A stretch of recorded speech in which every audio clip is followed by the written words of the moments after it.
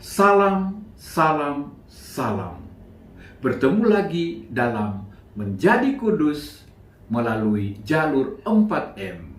Mengenal, mengagumi, meneladani, dan mohon doa. Kali ini bersama Santo Yakobus Rasul. Yakobus adalah anak dari Zebedeus dan Salome. Ia adalah seorang nelayan bersama saudaranya Yohanes. Ia dipanggil oleh Yesus sebagai murid yang pertama. Dan dia juga langsung meninggalkan segala-galanya untuk mengikuti Yesus. Yakobus masuk dalam jajaran 3 orang penting yang selalu hadir bersama Yesus dalam beberapa peristiwa penting.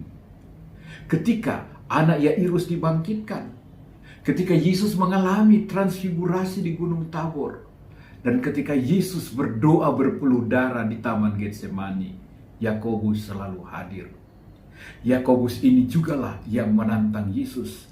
Akankah kita meminta api turun dari langit untuk membumi hanguskan kota Samaria?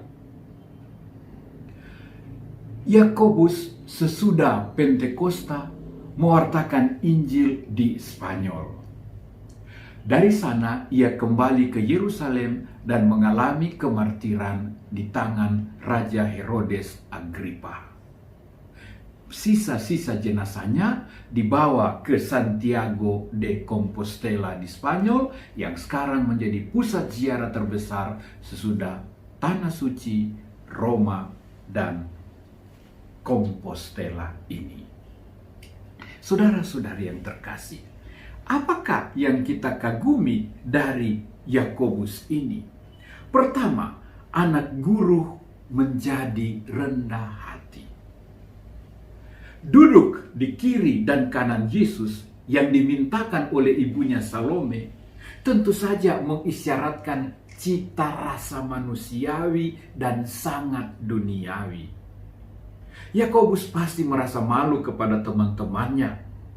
Namun jiwa nelayan yang selalu bergelora ini tidak surut, tidak mundur, dan tidak minder. Ia yang ceplas-ceplos, antusias, dan selalu berkobar-kobar tetap menemani dan mengikuti Yesus sampai ajalnya. Melayani, itulah yang terbesar dalam hidupnya. Itulah yang termulia. Dan Yakobus, si anak guru Boanerges, menjadi pelayan dan nelayan jiwa-jiwa. Kedua, sang anak guru menjadi martir. Ia yang pertama dipanggil Yesus, dan ia jugalah rasul pertama yang menyerahkan jiwa raganya sebagai martir demi iman akan Kristus. Dengan dipenggal kepalanya, si anak guru patuh bagai anak domba digiring ke tempat pembantaian, buktikan cinta dan baktinya bagi Yesus. Ketiga, anak guru ini ternyata dicintai oleh Maria. Buktinya, tradisi mengatakan bahwa sementara Yakobus mewartakan Injil di Spanyol, ia mengalami banyak penolakan, banyak ancaman, dan banyak kegagalan. Di tepi sebuah sungai, ia sedih bermenung dan berdoa. Lalu Bunda Maria menampakkan diri dalam sebuah pilar yang dibawa oleh beberapa malaikat.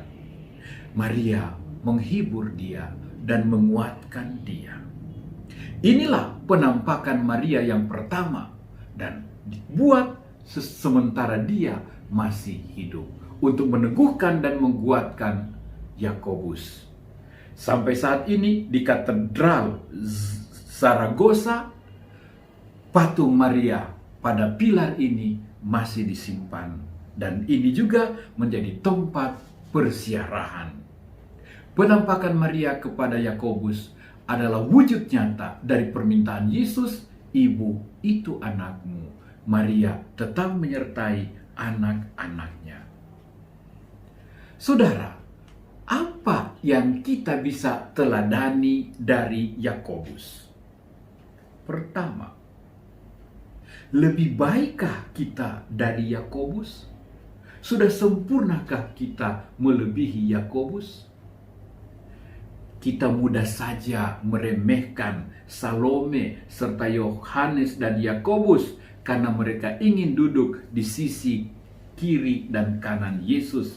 Seolah-olah kita ini tidak pernah salah. Seolah-olah kita sendiri tidak pernah keliru, tidak pernah egois, selfish, mencari nama dan juga posisi.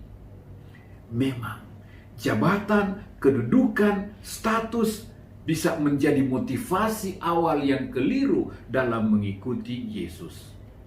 Yakobus menunjukkan bahwa semuanya itu bisa dimurnikan dan dibaharui dengan pelayanan bagi Injil dan kerajaan Allah sampai kemartirannya. Manusia bisa salah pada awal, tapi bisa berubah. Yakobus mengingatkan kita juga punya sisi lemah, dark side. Serentak, Yakobus juga menunjukkan klimaks terindah dari sebuah penyerahan diri, yakni menjadi hamba yang melayani, yang berkurban sampai menyerahkan jiwa dan raga. Saudara, menjadi imam, religius, pejabat-pejabat, tokoh-tokoh umat dalam dewan pastoral paroki dan kelompok kategoria lainnya bisa jadi bermula dari motivasi yang salah, yang tak murni. Motivasi lebih untuk mendapatkan jabatan, berkuasa, terhormat, supaya statusnya, gengsinya lebih naik. Berapa dari kita yang mundur ketika kurang dihargai, kurang dihormati, dan kurang dinomorsatukan, malah dikritisi. Kita dengan mudah menghindar dan bahkan melemparkan cawan yang harus kita minum.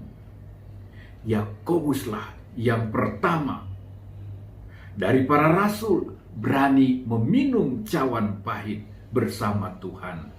Ia tidak lari, ia tidak mundur, ia siap meneguknya. Kemartiran adalah pengakuan iman yang paling dalam dan mulia. Adalah ungkapan cinta, pemberian diri yang mengatasi egoisme dan kesenangan pribadi. Anak guru itu berubah dan diubah oleh Yesus. Kita juga bisa. Kedua, manakah gemuruh pengabdianmu? Anak guru itu menjadi anak yang patuh sampai kemartiran. Boanerges, sebuah nama yang mengungkapkan gelora, semangat, jiwa nelayan Galilea. Tempaan ombak dan badai gelombang menempa karakter berani, antusias, berkobar-kobar pada jiwa sang rasul. Semangat guru, semangat Boanerges ini perlu. Tetapi juga pentinglah bahwa kita mengetahui arahnya dan caranya. Tegas, cepat, bertindak, disiplin, berani, semangat all out dalam hal-hal prinsipil memang perlu. Tapi hendaklah juga serentak lemah lembut dalam cara. Fortiter in re, suaviter in modo.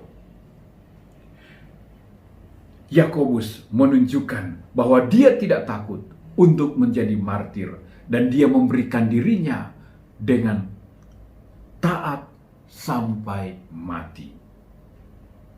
Apakah yang membuat kita bergelora dalam melayani dan bersaksi bagi kabar gembira? Manakah semangat bertahan, berkanjang, dan bertekun kita? Adakah sikap tegas serentak lembut, prinsipil serentak fleksibel, jiwa kurban dan kemartiran dalam pelayanan dan dalam pewartaan kita? Marilah berdoa. Santo Yakobus yang mulia, oleh hatimu yang bersemangat dan berkobar-kobar bagi Tuhan, Tuhan memanggilmu menyaksikan kemuliaannya di Gunung Tabor, serta susah deritanya di Taman Getsemani. Dengan cinta yang bernyala dan dengan hati yang rela sedia, engkau mewartakan Injil dan siap meminum cawan pahit kemartiran, bukti cinta dan pelayananmu akan Tuhan dan Injilnya.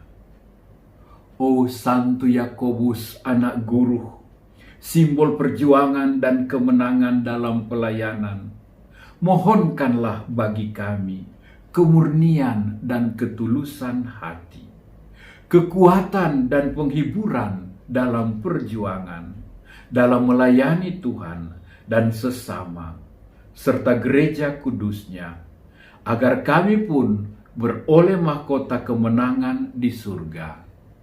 Santo Yakobus Rasul, doakanlah kami.